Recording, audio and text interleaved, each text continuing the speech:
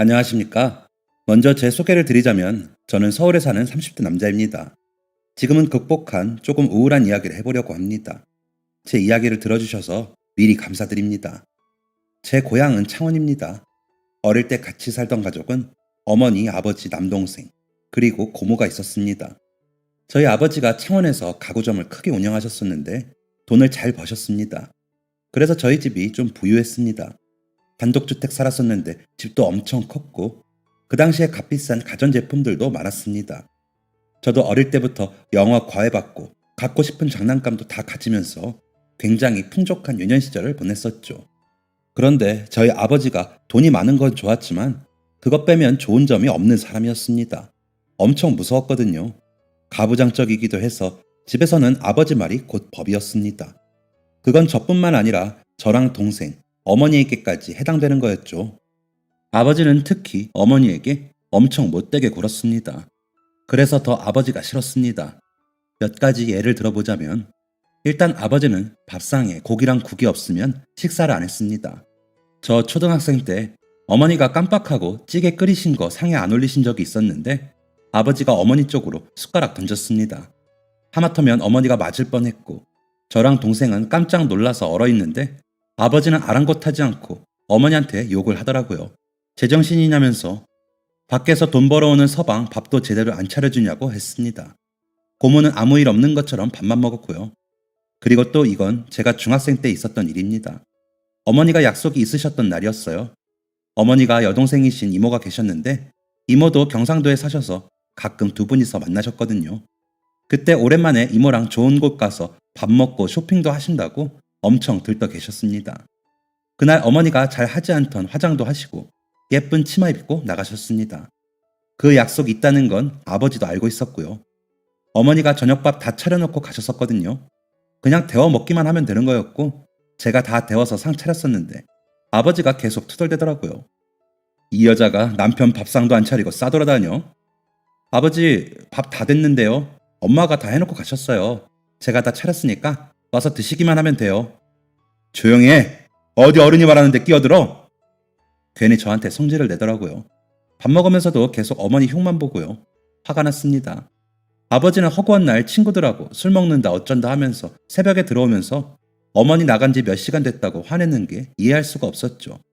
밥 먹은 후에도 계속 씩씩대던 아버지는 결국 어머니가 들어오자마자 화를 냈습니다. 그때 시간이 고작 8시였습니다. 야, 너는 제정신이야? 지금 시간이 몇 시인데 이제 들어와? 서방 밥 때 되면 들어와서 밥 차려야 할 거 아니야? 오늘 오랜만에 뭐 이년아? 미안해요. 어머니는 잘못한 게 없으면서도 사과를 하셨습니다. 아버지는 사과는 듣지도 않고 본인 할 말만 했고요. 그래야 직성이 풀리는 사람이었거든요. 그 밖에도 작은 일부터 큰 일까지 정말 많았는데 아무튼 아버지는 그냥 나쁜 사람이었습니다. 그런데 아버지만큼이나 이해할 수 없는 사람이 한 명 더 있었습니다. 바로 고모였습니다. 아버지의 동생인 고모는 저희랑 한 집에서 살았는데 저럴 수 있나 싶을 만큼 얄미운 사람이었습니다.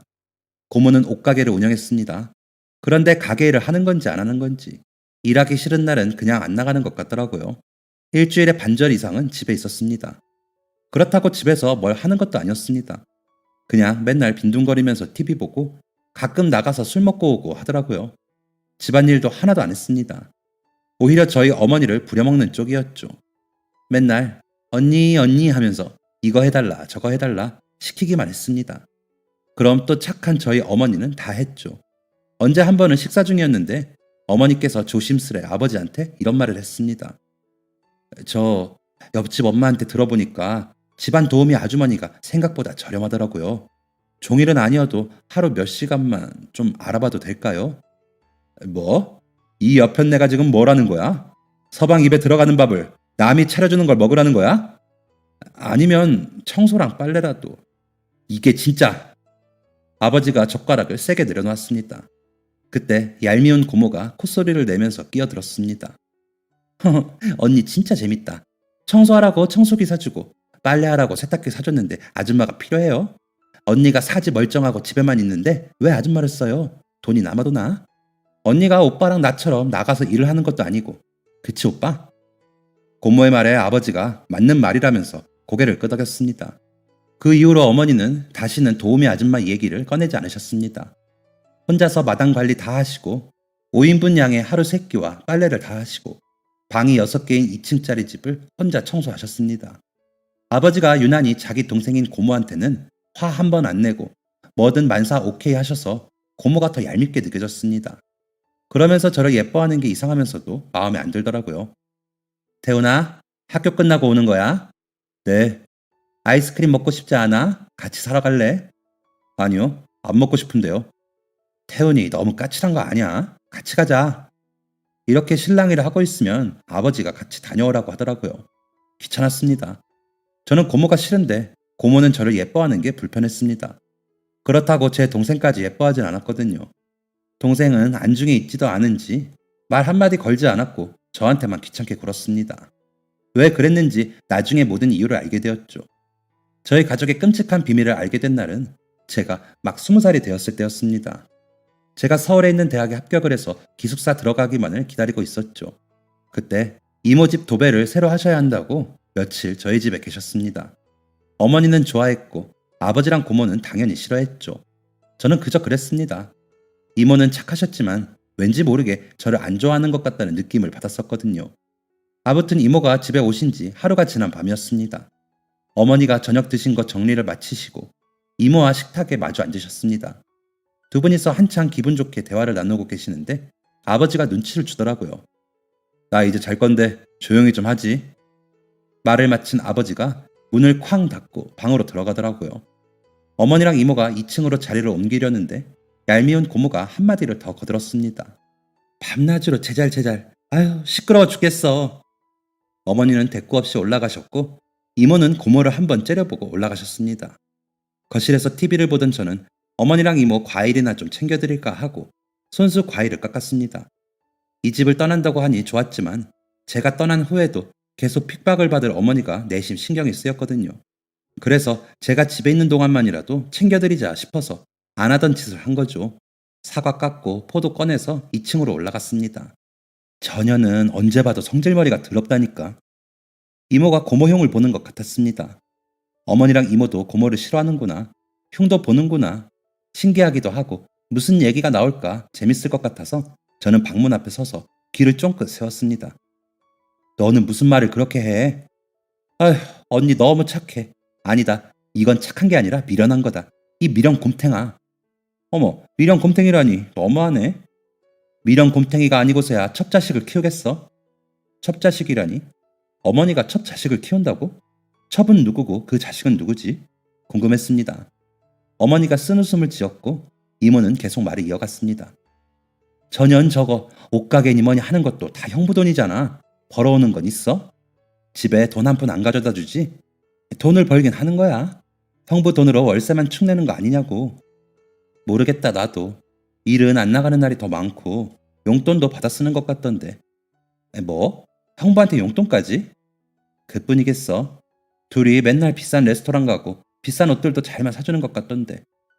언니한테는 생전 그런 거 안 사줬잖아. 진짜 너무하네. 본처는 나 몰라라 하고 첩만 챙긴다는 거야? 혼란스러웠습니다. 본처라니, 첩이라니. 내가 지금까지 고모라고 알고 있던 사람이 첩이었다니 믿을 수가 없었습니다.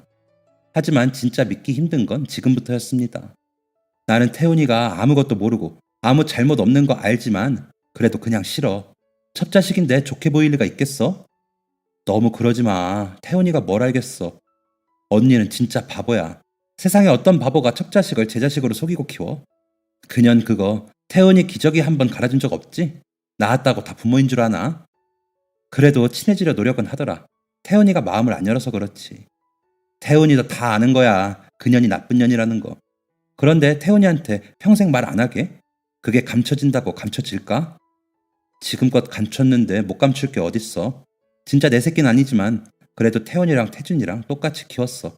그럼 그게 내 새끼인 거지 뭐. 그리고 지금까지 고모를 알고 산 사람이 지 아빠랑 바람난 지 친엄마라고 하면 얼마나 놀라겠어. 그걸 어떻게 말해. 하긴 나 같아도 말 못하겠다. 첩의 자식, 그건 바로 저였습니다. 머릿속이 어지러웠습니다. 순간 옛날 생각이 나면서 이상했던 퍼즐 조각들이 제자리를 찾아가는 듯 했습니다. 아버지가 술 먹고 새벽에 들어오는 날, 고모가 같이 들어온 날이 한두 번이 아니었습니다. 그땐 그냥 이 앞에서 만나겠거니 남매니까 밖에서 술을 한잔 할 수도 있지 했습니다. 가끔 아버지가 여행을 간다고 하는 날엔 고모도 보이지 않았습니다. 이상하다고 생각은 했지만 깊게 파고들어 보진 않았습니다. 고모가 제 친엄마라니 그건 누구라도 상상도 못할 일이잖아요. 온몸이 덜덜 떨렸습니다. 저는 어머니와 이모가 계시는 방문을 열었습니다. 지금 이게 다 무슨 얘기예요? 태연아, 너 언제부터 거기 있던 거야? 무슨 말이냐고. 내가 고모 자식이에요? 고모가 아니라 아버지랑 바람핀 사람이고? 태연아, 그게 다가오지 마세요. 이게 뭐예요? 이게 뭐야? 너무 이상하잖아. 집골이 이상하잖아요, 이건. 저는 그대로 집을 뛰쳐나갔습니다. 쉼없이 흐르는 눈물을 닦고 또 닦았는데 멈출 생각이 없었습니다. 전부 다 너무 밉고 너무 원망스러웠습니다. 바람핀 주제에 어머니에게 막대하고 첩까지 데리고 사는 아버지가 미웠고, 첩인 주제에 우리 집에 살면서 어머니 부려먹는 고모 아닌 고모가 미웠고, 어머니도 아니면서 살뜰히 나를 챙겨주고 어머니인 척한 어머니가 미웠고, 어머니의 진짜 아들인 동생은 그냥 미웠습니다. 모든 사실을 알게 된 이상 제가 그 집에 더 있을 이유가 없었습니다. 고모라고 믿었던 제 진짜 친모한테 갑자기 엄마라고 부를 자신은 추워도 없었습니다. 그렇다고 아무 일 없었다는 듯이 살 수도 없는 노릇이었고요. 이 이상한 집안을 당장 나오고 싶었습니다. 집으로 돌아가니까 마침 어머니가 나와 계시더라고요. 태훈아, 어딜 다녀오는 거야? 날도 추운데 그러고. 신경 쓰지 마세요. 내 진짜 엄마도 아니면서. 태훈아, 제가 알게 된 거 아버지랑 고모한테는 말하지 마세요. 더 불편해질 것 같으니까. 그냥 제가 나갈게요. 어딜 나간다는 건데? 저 여기 떠나는 순간 저는 이 집 사람 아니니까 신경 끄고 사세요. 그동안 엄마 노릇하느라 고생하셨어요. 이 콩가루 집안에서 더는 못 살아요, 저. 그리고 일주일 뒤 저는 집을 나왔습니다. 고등학교 때 모아둔 용돈 조금이랑 대학 합격했다고 아버지랑 아버지 친구분들이 주신 돈 들고 서울로 떠났습니다. 시원한 해방감이 기다리고 있을 줄 알았는데 그냥 슬프기만 하더라고요. 나는 이제 가족도 뭣도 없는 놈이구나 싶었습니다. 하지만 슬퍼하기엔 제 인생이 너무 아까웠습니다. 이제 20살인데 해야 할 것도 많았고 해보고 싶은 것도 많은 나이였죠. 기숙사에 들어가기 전 조금 일찍 서울에 올라온 저는 학교 근처 사우나에서 며칠 묵었습니다. 그곳에서 계획을 세웠습니다. 대학교 등록금은 어떻게 할 것이며 앞으로 어떻게 살아야 할까 하는 계획들이요. 일단 학교는 다니기로 했습니다. 어떻게 들어간 학교인데 그걸 포기하면 다시는 대학교에 갈 기회가 없을 것 같았거든요. 학자금 대출 받아서 대학교 졸업하고 학교 생활 잘하고 졸업 후 취업만 잘한다면 어느 정도 돈은 벌 수 있는 전공이라 죽어라 해보기로 했습니다. 문제는 4년 동안의 생활비였습니다. 그때부터 되는 대로 알바 자리 찾아다녔습니다. 4년 동안 정말 많은 일을 해봤습니다. 학교 끝나고 밤에 동대문 가서 아침 다 될 때까지 옷도 몇 대봉 날라봤고요. 방학에는 동기들하고 파주까지 가서 야외 무대 조명 설치하는 알바도 해봤고요. 명절엔 백화점에서 명절 상품 판매하는 알바도 해봤고요. 택배 상하차, 편의점 이런 건 기본으로 몇 번씩 해봤습니다. 그렇게 하니까 저 혼자 먹고 살 생활비는 벌더라고요. 신기했습니다. 고등학생 때도 알바 한 번 안 해봤던지라 제 스스로 돈을 벌 수 있다는 게 힘들었지만 신기했죠. 아, 그런데 저 처음 서울 오고 찜질방에 있다가 기숙사 들어가던 날 어머니한테 문자가 왔었습니다. 낳아준 그 어머니 같지도 않은 사람 말고 길러주신 어머니요. 통장으로 용돈 보냈어. 미안하다 태훈아. 그때 통장 확인해보니까 200만 원이 들어있었습니다. 그게 어머니의 마지막 문자였습니다. 저는 제 인생을 열심히 살았습니다. 다행히 좋은 친구들을 만나서 군대도 같이 다녀오고 같이 복학해서 학교 다녔습니다. 학생회도 했을 만큼 학교 생활도 엄청 열심히 했죠.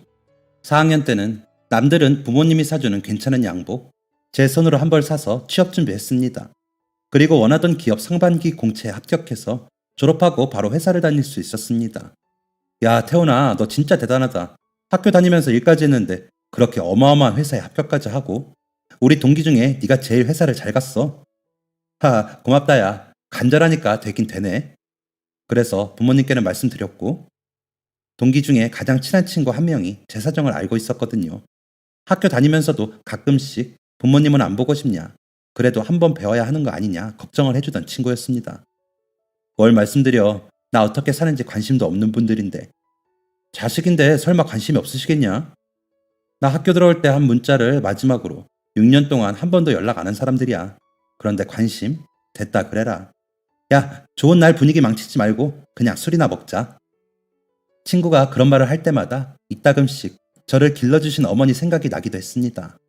아직도 아버지와 첩에게 무시를 당하며 살고 있을지 궁금하기도 했고, 제 생각은 하는지도 조금 궁금하긴 했습니다. 그렇다고 다시 돌아갈 생각은 전혀 없었습니다. 그럴 이유가 없잖아요. 전 첩의 자식이니까. 아무튼 그렇게 회사에 취직하고 바쁘게 살다 보니 가끔씩 나던 어머니 생각도 거의 안 났습니다. 그리고 회사를 다니면서 저와 미래를 함께할 사랑하는 여자도 만나게 되었습니다. 그녀를 처음 만난 건 입사한 지 일주일이 되었을 때였습니다. 신입 교육 마치고 팀원들하고 처음 점심을 같이 했거든요. 회사로 돌아가는 길에 다들 익숙하게 회사 호문 쪽에 있는 카페로 가더랍니다. 카페는 앉을 곳도 없는 엄청 작은 카페였는데 저희 회사 사람들이 카페 안부터 밖까지 바글바글 하더라고요. 아, 여기가 우리 회사 단골 카페구나 싶었습니다. 아, 점심시간을 못 기다려주네. 태훈씨, 우리 부장님 호출 때문에 올라가 봐야 하는데 태훈씨가 가져다 줄 수 있어요? 여기 이 카드로 계산하면 돼요. 네, 알겠습니다. 저는 북적북적한 사람들 틈을 비집고 들어가 카운터 앞에 섰습니다. 안녕하세요. 주문 도와드릴게요. 목소리가 참 예쁘다고 생각하면서 목소리의 주인공을 쳐다봤습니다. 앞치마를 두르고 긴 머리를 하나로 질끈 묶은 그녀가 있었습니다. 정말 눈이 커다래질 정도로 깜짝 놀랐습니다. 그렇게 예쁜 사람은 본 적이 없었거든요.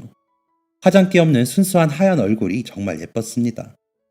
주문하실 건가요? 네네, 해야죠.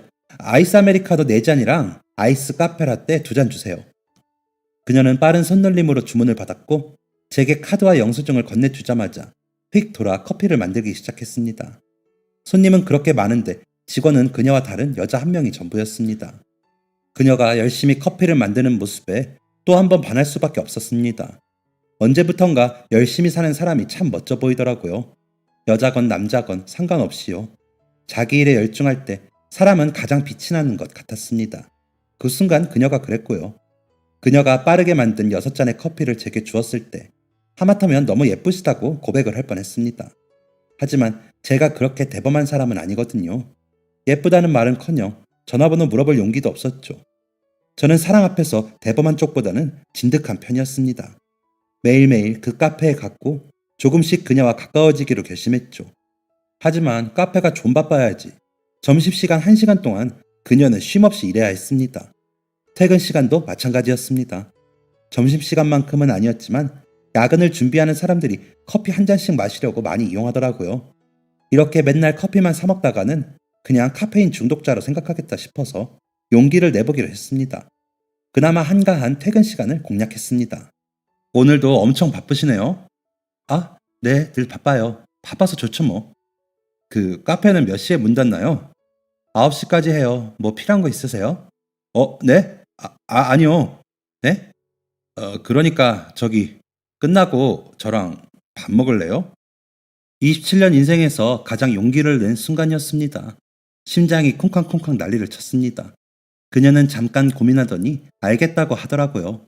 그때 다리 힘이 풀려서 주저앉을 뻔했습니다. 그때가 7시였는데 회사 들어가서 일 본다고 거짓말하고 근처 공원에서 2시간 동안 그녀를 기다렸습니다. 하나도 지루하지가 않더라고요. 오히려 9시가 가까워질수록 더 긴장되기만 했습니다. 드디어 9시가 되었고 그녀와의 첫 데이트가 시작되었습니다. 데이트라고 하기엔 좀 웃기지만 첫 식사 자리였던 거죠. 앞치마를 두르지 않은 그녀의 모습은 여전히 예뻤습니다. 예의 바르고 섬세한 그녀는 생각보다 쿨하기도 했고 강단 있는 모습을 보여주기도 했습니다. 여러 가지 매력이 있는 사람이더라고요. 지연 씨는 언제부터 카페를 운영하게 된 거예요? 카페에서 알바한 건 고등학교 졸업하고 바로요. 지금 카페 차린 건 2년 정도 되었고요. 우와, 저랑 나이가 같은데 벌써 사장님이라니 진짜 멋져요, 영미 씨. 에이, 멋지긴요. 작은 카페 하나뿐인데요, 뭐. 작다뇨. 어차피 회사원들 앉아서 커피 먹을 시간도 없는데 그 정도면 충분하죠. 아직 부족해요. 저는 나중에 엄청 큰 카페 운영하고 싶어요. 테이블도 많고 빵도 많이 파는 그런 카페요. 지연 씨, 빵도 만들 줄 아세요? 조금. 그럼 나중에 저도 만들어줄 수 있어요? 그러죠 뭐. 대화를 나눌수록 저는 완전히 그녀에게 빠져버렸습니다. 저희는 그날 첫 식사를 시작으로 일주일에 2번, 일주일에 3번, 그러다 주말에도 만나며 좋은 만남을 이어갔습니다. 그렇게 2달 만나고 제가 정식으로 고백을 했고 제 인생 첫사랑과 첫 연애를 시작하게 되었습니다. 사내 연애를 하는 것도 아닌데 묘한 긴장감이 있더라고요. 혹시나 저희가 사귀는 게 소문이 나면 카페에 가서 짓궂은 농담을 하는 사람이 있거나 카페에 영향이 갈까봐 우선은 비밀로 만나자고 했거든요. 그래서 직원들하고 카페에 가도 모르는 척 연기를 해야 했었는데 그게 웃기면서도 스릴이 넘쳤습니다. 그렇게 저희는 20대의 끝자락을 함께하고 있었습니다. 그리고 저는 그녀와의 미래를 계속해서 꿈꾸게 되었습니다. 그 미래는 결혼이었죠. 하지만 용기가 나지 않더라고요. 제 과거를 말할 자신도 없었고 혹여나 모든 사실을 알고 여자친구가 저를 떠날까봐 불안했습니다. 여자친구와 사귀는 동안 결혼에 관련된 이야기가 몇 번 오가긴 했지만 그때마다 제가 말을 돌렸습니다. 저조차도 받아들이기 힘든 이 현실을 여자친구가 어떻게 생각할까 무서웠습니다. 여자친구와 사귄 지 2년쯤 되었을 무렵 여자친구가 진지한 얼굴로 물어봤습니다. 태훈아, 너 나랑 결혼할 거지? 응? 응? 갑자기? 뭐가 갑자기야. 그동안 몇 번 얘기한 적 있잖아. 아, 그럼 해야지. 당연하지. 아, 배고픈데 우리 뭐 시킬까? 말 돌리지 말고. 그녀의 표정은 꽤나 진지했습니다. 이번엔 피할 수 없겠다는 생각이 들었죠. 태훈아, 우리 사귄 지 2년이야. 그동안 결혼 얘기 나올 때마다 너 피했던 거 내가 모를 줄 알아? 아, 그러려고 그런 건 아닌데. 너 나랑 결혼할 거야, 안 할 거야? 할 거지, 당연히. 그럼 말해. 뭘? 왜 자꾸 피하는지 말하라고. 언젠가는 마주쳐야 할 상황이었습니다. 더 이상 여자친구를 속일 수 없었죠. 결국 저는 그날 모든 사실을 털어놓았습니다. 제가 20년 동안 어머니로 알고 산 사람은 사실 어머니가 아니었고 고모라고 알고 살았던 사람이 사실 날 낳아준 사람이었다. 게다가 그 사람은 아버지의 첩이었고 한 집에서 같이 살았다. 내 동생이 있었는데 그 동생은 날 길러준 어머니의 친아들이었다. 20살 되던 해에 이모와 날 길러준 어머니가 대화하는 걸 듣고 모든 사실을 알게 되었고 그대로 집을 나와서 난 혼자다. 부모가 있지만 부모가 없다. 이렇게 말했습니다. 제가 말하면서도 참 말도 안 되고 어이없는 이 상황을 여자친구는 말없이 진지한 표정으로 들어주었습니다. 그래서 이걸 네가 어떻게 받아들일까 무섭기도 하고 이런 내가 결혼을 하는 게 맞나 싶기도 하고 말을 마친 제가 쭈뼛거리면서 끝을 흐리자 여자친구가 다짜고짜 제 양쪽 볼을 꽉 잡았습니다. 그게 우리가 결혼하는 거랑 무슨 상관인데? 뭐? 그러니까 결론은 지금의 네 상황이 나한테 당당하지 못하다는 거잖아. 그렇지, 내가 처봐드리고 부모님이랑 연락도 안 하니까. 처봐드린 게 뭐, 네가 그렇게 태어나고 싶어서 태어났어? 그렇다고 네가 나쁜 길로 빠지고 못된 짓 하고 다니니? 부모님이랑 연 끊고 사는 거야. 내가 나설 일이 아니니까 그건 네가 알아서 하는 거고. 그걸 들은 나는 너한테 실망 하나 하지 않았고 내 마음 변하지도 않았어. 그럼 된 거지? 결혼하면 되는 거잖아. 정말? 정말 괜찮아? 안 괜찮을 게 뭐가 있는데. 아휴, 이제야 속이 시원하네. 나는 또 나랑 결혼 생각 없는 줄 알고 피하나 했더니만 그게 아니라 다행이다. 내가 왜 너랑 결혼할 생각이 없겠어. 처음 본 순간부터 결혼해야지 마음 먹었는걸. 진짜 다행이라고 생각했습니다. 그 다음 관문인 여자친구 부모님 이해시키기가 남아있었지만요. 사실 이게 더 큰 고비였습니다. 여자친구 부모님은 여자친구가 어릴 때 이혼을 하셔서 여자친구는 장모님하고만 살고 있었거든요. 헤어지신 이유는 경제적인 문제였는데 그 문제의 원인은 장모님의 시댁, 그러니까 장인 어른네 부모님 때문이었답니다. 장인 어른 댁이 경제적으로 여유 있는 집안이었는데 장인 어른과 장모님과 결혼을 하신 후에 가세가 기울었다고 하더라고요. 그런데 그걸 애꿎은 장모님 탓을 하면서 파 한쪽을 사도 눈치를 주고 씻는 물도 아껴 쓰라며 구박을 했다고 했습니다. 그래서 장모님이 더 이상 못 견디겠어서 여자친구가 7살 때 같이 시댁을 빠져나오셨대요. 그래서 장모님께서 여자친구에게 항상 하는 말이 결혼할 남자가 생기면 그쪽 집안이 어떤지도 잘 보고 만나라고 했다더라고요. 그런 부분에서 저는 완전 꼴등 사윗감이었죠. 그때 장모님을 설득하려고 많이 더 애썼습니다. 선물도 사드려보고 댁에 가서 밥도 차려보고 여자친구랑 여행도 보내드리고 했는데도 장모님의 마음은 쉽게 움직이지가 않더라고요. 그러다가 제 결혼을 허락하신 결정적인 계기가 있었는데 그건 바로 여자친구가 다쳤을 때였습니다. 일하고 있는데 여자친구한테 문자가 오더라고요. 나 일하다가 화상 입어서 병원 가는 중. 그 문자 받고 바로 병원으로 달려갔습니다. 심한 건 아니었고 기계에 대여서 팔뚝에 손가락 두 마디만큼 화상을 입었더라고요. 그런데 사실 곱고 고운 여자친구의 팔에 난 그 흉은 그것뿐만이 아니었거든요. 맨날 일하면서 다쳐서 그 예쁜 팔에 상처가 참 많았습니다. 여자친구가 큰일 난 것도 아닌데 왜 왔냐면서 아무렇지 않게 상처를 소독하는 게 갑자기 그게 너무 가슴이 아파서 그만 그 자리에서 울고 말았습니다. 거기에 제 장모님도 계셨는데 말이죠. 그런데 장모님이 그 모습 보고 결혼 허락을 하셨어요. 딸을 위해 울어줄 수 있는 사람이라면 믿을 수 있다고요. 그렇게 저희는 어머님의 축복 속에 결혼식을 올릴 수 있었습니다. 아, 결혼식 할 때 입장은 여자친구랑 저랑 손잡고 입장했고 제 혼주석은 비워뒀습니다. 당연히 제 가족들한테 알리지 않았고요. 연락 안 한 지 10년이 되었는데 그럼 그냥 남이었던 거죠. 그렇게 결혼해서 알콩달콩 깨볶으며 살다가 이듬해에 아이를 낳게 되었습니다. 아내가 그때 회사 뒤 카페를 계속 운영하고 있을 때였는데 막달까지 일하다가 직원들한테 가게 맡기고 아이 낳았습니다. 진짜 생활력이 강한 멋진 여자죠. 저도 육아휴직 내고 집에서 육아랑 살림을 했는데 이게 생각보다 장난 아니게 힘들더라고요. 특히 아이를 돌보는 일은 회사에서 일하는 것보다 힘들었습니다. 저는 낳기만 하면 알아서 크는 줄 알았거든요. 그런데 알아서 크긴커녕 하루 24시간 종일 신경을 곤두세워야 하는 일이더라고요. 분유 먹이면 트림 시켜야 하지. 그럼 재워야 하지. 그러다 깨서 똥 싸면 닦아줘야 하지. 그럼 또 먹어야 하지. 또 트림 시켜야 하지. 이걸 계속 반복하다가 밤에 씻기기도 하고 접종하는 날 병원도 가고 젖병도 씻고 목욕한 거 치우고 애기 손이랑 손수건 맨날 삶고 아주 몸이 10개라도 모자랄 지경이었습니다. 그런데 그 시간들이 힘들긴 했지만 실증이 나진 않더라고요. 그저 신비롭기만 했습니다. 이 작은 생명체가 우리의 아이라는 것이 신비로웠고 이게 커보겠다고 먹고 싸고 자고 하는 것도 너무 귀여웠습니다. 이렇게 아이를 키우다 보니까 잊고 있던 한 사람이 생각이 나더라고요.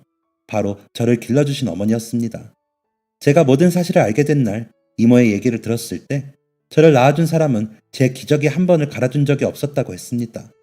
그럼 제가 제 아이에게 하고 있는 이 모든 걸 어머니가 저한테 해주셨다는 건데 어떻게 낳지도 않은 자식한테 게다가 본인은 자식도 없으면서 나를 키워줬을까 싶더라고요. 이 쉽지 않은 일을 자진해서 했다는 게 좀 이해하기 어렵기도 했고요. 어머니는 날 왜 키웠을까? 사랑해서 키우셨겠지. 사랑? 그럼 우리가 지금 아기한테 하는 게 사랑 없이 할 수 있는 것들이야? 어머니가 정말 저를 사랑했을까에 대한 의문이 생겼습니다. 제가 어머니의 진짜 아들이 아니라는 것을 알게 되기 전에는 누가 봐도 저는 사랑받는 아들이었습니다. 아버지는 못난 인간이었지만 어머니는 아니었습니다. 매일 아침 저에게 먹고 싶은 반찬을 물어보고 저녁엔 꼭 그 반찬을 해주셨고 고등학생 때까지도 어머니랑 같이 장도 볼 정도로 친했습니다. 어머니는 동생과 저를 차별하지도 않았습니다. 똑같이 칭찬해주고 똑같이 혼냈습니다. 어릴 때에도 제가 모르는 문제를 친절히 알려주셨고 같이 방학 숙제도 재미나게 해주셨습니다. 그렇게 제게 지극정성이었기에 사실을 알게 된 후에 더 배신감이 컸습니다. 지난 세월 저에게 쏟은 사랑이 모두 거짓처럼 느껴졌습니다. 궁금했습니다. 어머니는 정말 나를 사랑했을까? 그렇다면 왜 내가 떠난 후에 연락을 하지 않았을까? 궁금증은 하루하루 커져만 갔습니다. 고향에 다녀와. 아내가 말했습니다. 제 고민이 얼굴에 다 써 있었나 봅니다. 아내의 말에 저는 용기를 내보기로 했습니다. 고향에 가기로 한 거죠. 그 먼 거리를 차를 타고 달리며 많은 생각이 들었습니다. 설마 아직도 거기에 살겠어? 이사 갔겠지. 만약 아직 있다면 무슨 말을 해야 하지? 저 왔어요 해야 하나? 엄마라고는 못 부르겠지. 아버지는 뭐라고 하려나. 이런저런 생각들을 하면서 서울에서 창원까지 달렸습니다. 제가 살던 동네로 천천히 들어섰습니다.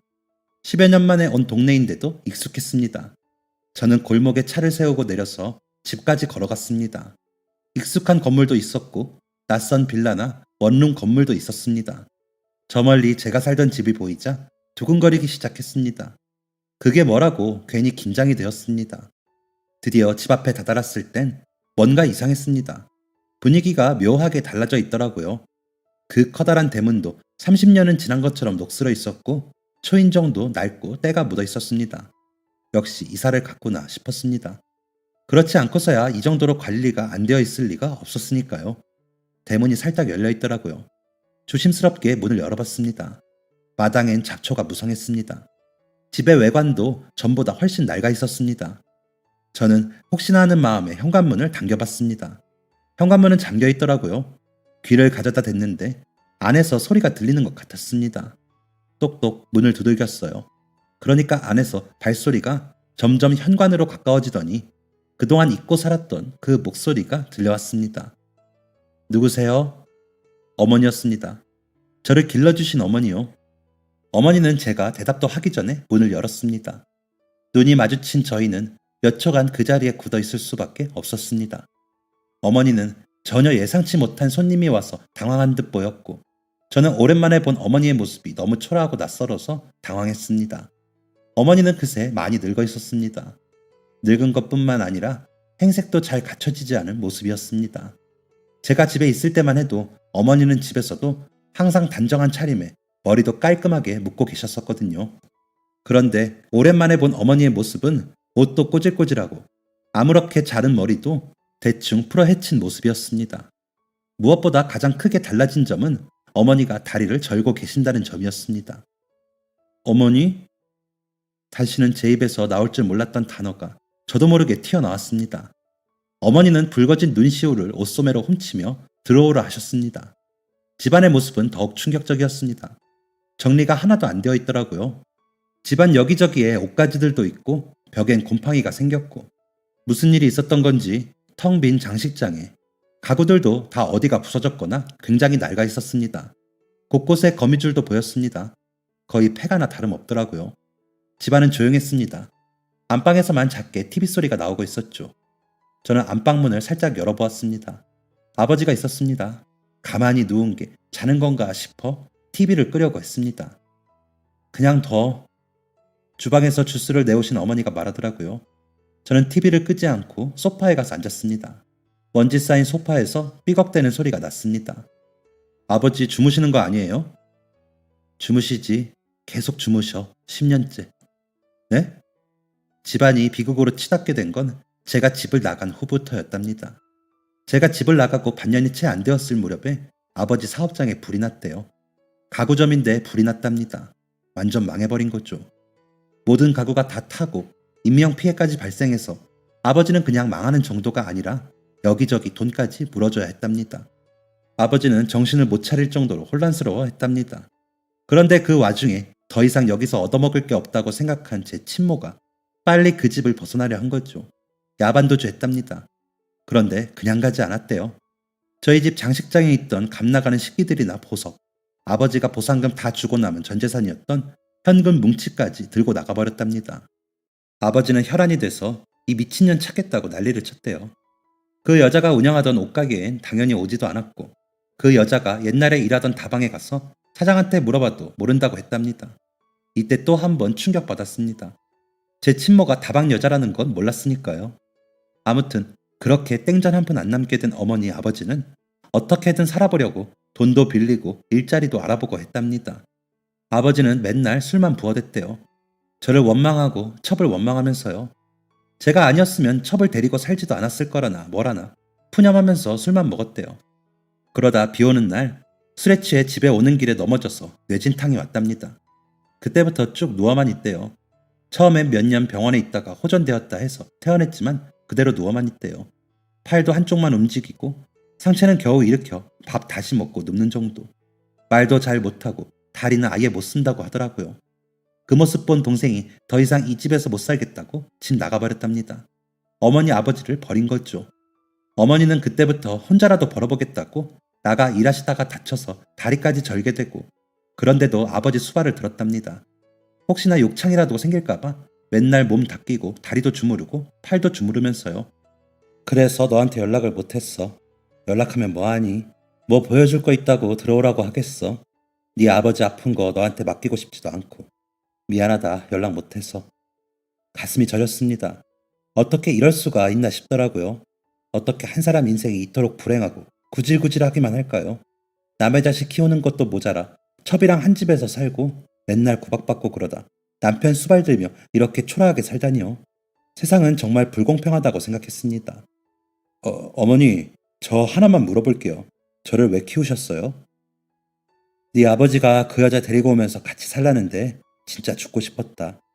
내가 부모 없이 불쌍하게 자란 년이라지만 이건 아니지 않나 싶은데 그렇다고 내가 돌아갈 고향이 있어 부모 품이 있겠어. 그래서 내가 눈 감고 살아야지 한 거지. 그런데 그 여자는 널 낳고는 실증 내더라고.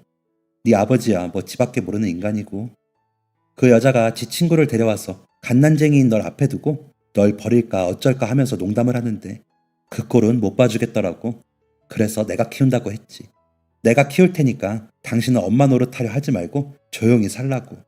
좋다더라고. 그때부터 그냥 내 자식이다 하고 살았어. 한 번도 네가 그 여자 자식이라 생각한 적도 없고. 그게 이유라고요? 그 여자가 날 버릴까 봐? 시작은 그랬는데 그 다음에 사랑이지. 사랑 없이 애를 어떻게 키우니? 그 말을 듣고 그대로 집에서 뛰쳐나왔습니다. 더 있다간 눈물이 터질 것 같았습니다. 어머니가 처한 모든 상황도 속상했고 저를 생각하는 마음에 견딜 수 없게 죄송하고 슬펐습니다. 더 어머니를 볼 수 없을 것 같아 곧장 다시 서울로 올라갔습니다. 왜 이렇게 빨리 왔냐고 놀라는 아내를 앉혀놓고 제 생각을 말해주었습니다. 지연아, 지금부터 내가 하는 말 이기적으로 들릴 수도 있는데 내가 부탁할 게 있어. 저는 아내에게 어머니의 사정을 모두 말했습니다. 아내는 무척 놀란 표정으로 제 이야기를 들었습니다. 그리고 제가 먼저 말을 꺼내기도 전에 아내가 제안을 하더라고요. 아버님 병원 보내드리고 어머님도 깨끗한 환경에서 사실 수 있게 하자. 당신이 어머니 모시고 싶다면 그렇게 할게. 정말? 그래도 괜찮아? 돈도 한두 푼 드는 게 아닐 텐데. 당연하지. 당신이 우리 엄마한테 얼마나 잘해줬는데 이건 당연한 거야. 우리 엄마가 그런 상황이셨어도 당신도 나처럼 말했을걸? 그리고 우리야 돈 얼마든지 벌 수 있잖아. 부모님이 우선이지. 저는 아내와 상의를 마치고 다시 어머니를 찾아갔습니다. 지금 제가 살고 있는 상황, 앞으로 어머니를 모시고 싶다는 뜻을 표현했습니다. 어머니가 잠시 고민을 하시더라고요. 태훈아, 말은 고마운데 나는 여기가 좋아. 여기서 쭉 살았고 네 이모도 이 근처에 있고 나도 여기서 하는 일도 있고 그리고 너희한테 신세지고 싶진 않아. 그게 왜 신세예요? 어머니가 저 길러주신 게 있는데. 아니야 태훈아, 엄마 마음은 그래. 너한테 미안한 게 많아. 어머니는 단호하셨습니다. 하는 수 없이 다른 방법이 없을까 하다가 어머니가 살고 계신 집을 수리해드리기로 했습니다. 청소업체 불러서 싹 청소하고 아버지가 술 먹고 부신 가구들도 새 걸로 바꿔드리고 곰팡이 낀 벽지도 바꾸고 비 새는 곳도 메우고 마당도 관리하기 힘든 풀 다 치우고 자갈로 덮고 대문도 새로 칠하고 외벽도 청소하고 전부 다 새 것처럼 바꾸었습니다. 그리고 아버지는 요양원으로 가게 되었습니다. 그대로 둬도 되는 건가 싶어서 병원 가서 물어보니 요양원 보내야 할 것 같다고 하더라고요. 주기적으로 영양제도 맞고 전문가들 손이 닿아야 할 것 같다면서요. 그래서 제 돈으로 보내드렸습니다. 마지막 자식으로서 도리라고 생각하고요. 어머니도 아버지 나간 후에야 하는 말이지만 많이 힘들었다고 하시더라고요. 무슨 팔자인가 싶고 불행하기도 하셨대요. 계속 아버지 요양원에 가긴 하시지만 속은 후련하다고 하십니다. 그렇게 어머니 집 보수 다 해드리고 1년이 지났는데 지금 이모네랑 같이 사신다고 하더라고요. 그 큰 집에서 어머니 외롭진 않을까, 또 청소한다고 고생하시진 않을까 했는데 다행이었습니다. 저도 자주는 아니지만 두어 달에 한 번 내려가서 만나 뵙고 있어요. 저희 아이도 보여드렸고요. 저희 장모님 부산 여행 시켜드릴 겸 갔다가 어머니랑 같이 식사도 함께 했습니다. 20살 때 집 나오고 계속 마음속에 돌덩이 하나 얹고 사는 기분이었는데 이제야 좀 마음이 가벼워진 것 같습니다. 제 출생엔 남모를 비밀이 있지만 그냥 친모는 없는 사람이다 생각하고 저 길러주신 어머니가 제 어머니라고 생각하고 살려고 합니다.